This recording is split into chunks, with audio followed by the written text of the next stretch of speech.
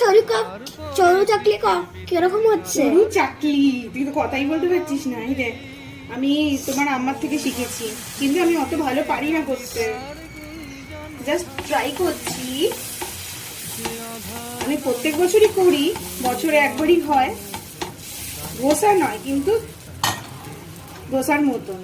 কি ভালো হচ্ছে কি এই সরু চাকলি। তাই? হ্যাঁ, থ্যাংক ইউ।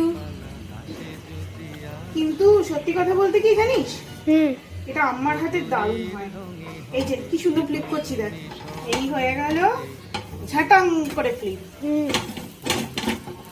আর একটু অল্প তেল দিয়ে দিই, খুব অল্প তেল ব্রাশ করে করে করছি। এই যে ফাইনালি রেডি। ভাইয়ের একবার খাওয়া হয়ে গেছে, আবার রাত্রিবেলা দেব। কেমন দুর্দান্ত হয়েছে। এই নলের গুড়ের পায়েসের সাথে সরু চাকলি। কতদিন পর আর ওটা কিন্তু কফি, কিন্তু এটা নলের গুড় নয়, এটা কফি, ব্ল্যাক কফি। হেভি লাগছে আমার। আমি রাত্রেবেলা ওটাই হ্যাঁ, আমার বঙ্কু বাবা, বুল্লু বাবা, মৌস বাবা যাই বলো না কেন, কেমন খাচ্ছ? দারুন। নলের গুড়। এই কতটা পড়ে গেছে রে। কি বেটা? হ্যাঁ অল্প পাতলা পাতলা তো, সরু কাগজের মতন। কি ভালো আরেকদিন বানাবে। হ্যাঁ বাবা, আমার বার্থডেতেও বানাবে। বার্থডেতে সরু চাকলি? হ্যাঁ পায়েস তো বানাবো এমনি তো, আমি আচ্ছা ঠিক আছে, বানাবো বানাবো। তোমার লাগবে তো একটা?